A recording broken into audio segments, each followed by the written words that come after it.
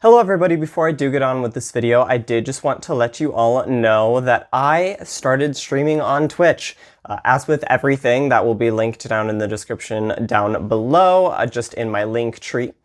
And I hope to see you there. I've been streaming a lot of Genshin Impact and Spiritfarer recently, but I did just discover a new game that I'm kind of interested to stream.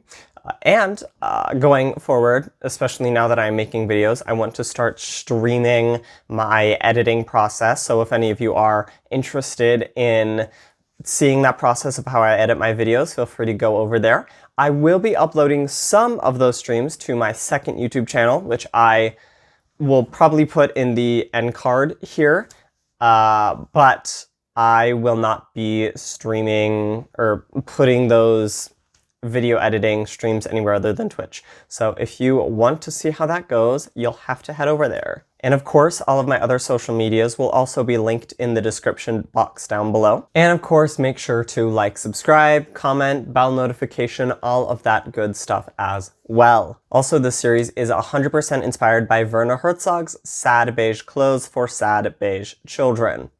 So, of course, I will be linking that TikTok channel down below as well. All right, without any further ado, let's get on with the video.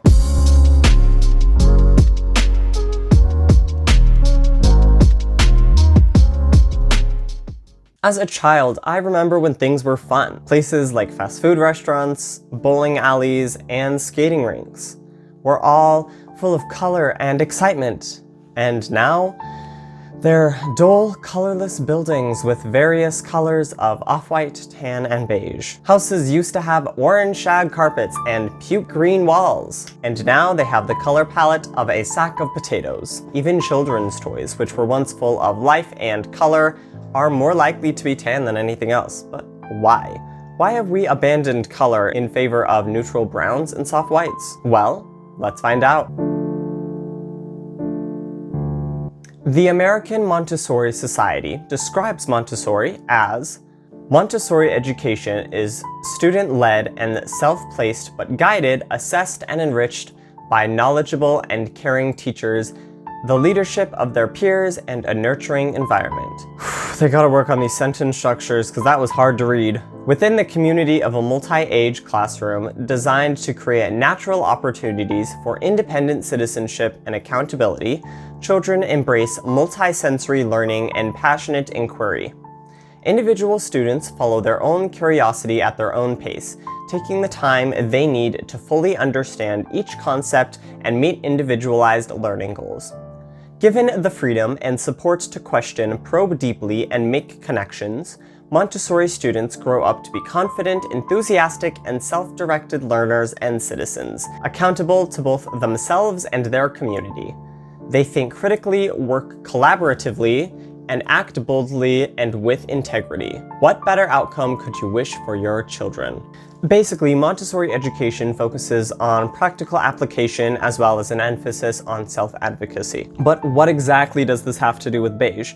Well, if you've ever looked up pictures of Montessori toys, you will notice that most of them are made out of wood, and although having some brightly colored pieces, aren't shy to let the natural wood grain show from time to time. As this learning method increases in popularity, naturally, so have these toys. Why wood? Okay, so now that we have made the connection between beige and Montessori, why are these toys so basic? Well, it is believed that simple toys made of natural materials encourage exploration and inspire children to use their imagination. Additionally, they are often made of large, solid blocks, making it harder for children to choke on the toys and therefore much safer, as plastic toys tend to be quite flimsy and have small pieces that can be swallowed easily. Additionally, wood is more environmentally friendly than plastic.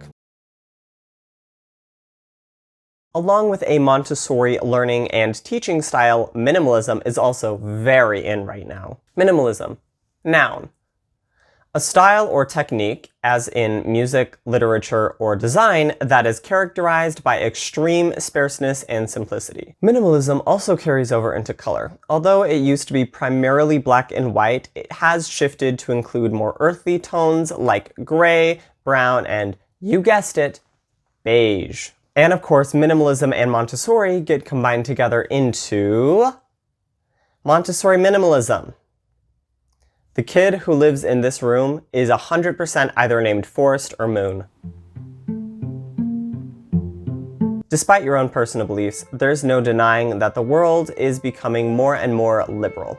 Part of that liberalness, I guess you could say, includes the increasing pressure for parents to raise their children gender neutral. An article from the US Nanny Institute states that gender-neutral parenting is to raise children either completely devoid of or with a lot less reliance on gender stereotypes and gendered systems. This includes things such as replacing boy and girl with they, kid, and child. Many parents choose to take this one step further by devoiding nurseries of any colors that may trigger any sort of gendered response, such as blue, pink, red, or green. However, it is also important to note that this article ends with, remember, gender-neutral parenting is less about preventing your female child from playing with pink dolls and more about letting your child play with whatever toy they want to, regardless of gender norms. As with many things, it is important to remember that the beige craze is headed by celebrities. Mothers will follow a celebrity's beauty routine with just as much fervor as the light and airy nursery that was definitely not cleaned by a professional cleaner, organized by a professional nanny, shot by a professional photographer, edited by a professional editor, and then uploaded to their Instagram by their social media manager. Of course not. It's 100% natural. They would never lie to you. That picture is just as real as their $6,000 butt implants. All jokes aside, we have been listening to celebrities since the dawn of celebrities. And one thing that celebrities are obsessed with for some reason is pretending to be poor. Let's play. Are they poor or just rich people being trendy? Person number 1 frequently goes to thrift stores and stores all of their clothes in their second walk-in closet. 30 seconds on the clock. Oh, you already have an answer? Well, go ahead. A rich person. That is right. They are a rich person pretending to be poor. Thank you for driving up the prices for all of us poor people, jackass. Person number 2 frequently wears ripped jeans that are just slightly too short. This is a tough one. All right, go ahead and give us your answer. It could be a rich person with the ripped jeans, but the fact that they are too short gives it away as a poor person. You are correct. All right, Heather, show them what they've won.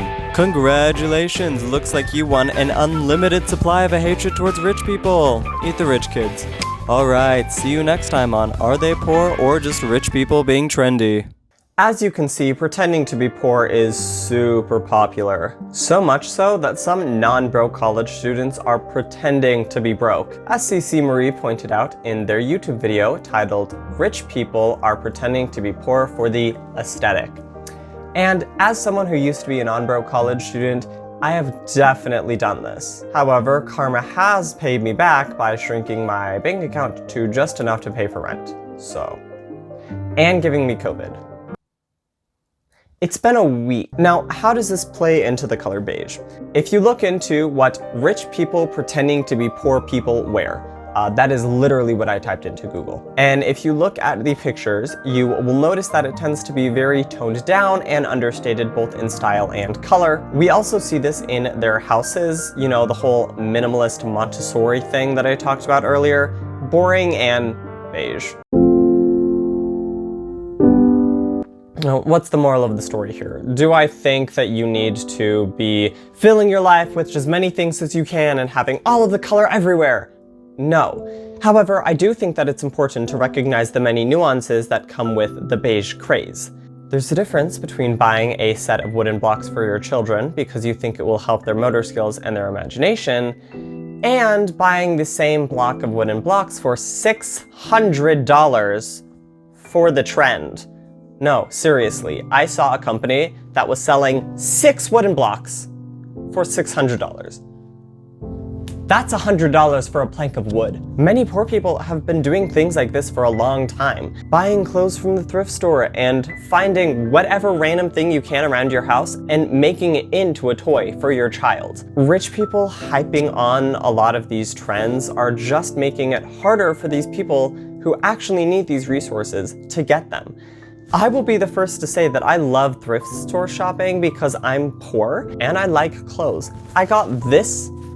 This top is from a clearance rack, and this sweatshirt is from Plato's Closet. I get a lot of my clothes from thrift stores, but recently it's honestly become somewhat of a nuisance to go to thrift stores because it's just so overcrowded with young teenage girls going to these stores because they want to be Instagram baddies. I go into the store because I like to dress like this, and I don't have money. You go into that store to buy a hoodie and leggings for $10. We are not the same. At the end of the day, use whatever colors you want, wear whatever colors you want. Just understand that all of these pictures online of these absolutely beautiful beige spaces are often in celebrities' homes and very professionally edited and photoshopped and cleaned before the picture is taken. I mean, even me myself, that up there is probably the cleanest part in my room right now. There's this somewhat unattractive rack of hats just hanging on this door back here. Nobody naturally is that perfect,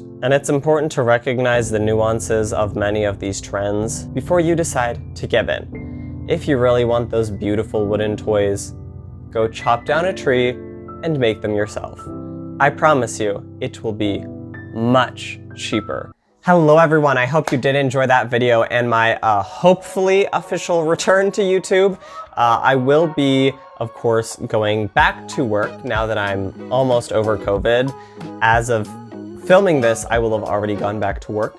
So I don't know how that's going to affect any of my schedules, but as always, make sure to follow me on all of my social medias. I have my Twitter, Instagram, TikTok, Twitch, second channel probably all linked below.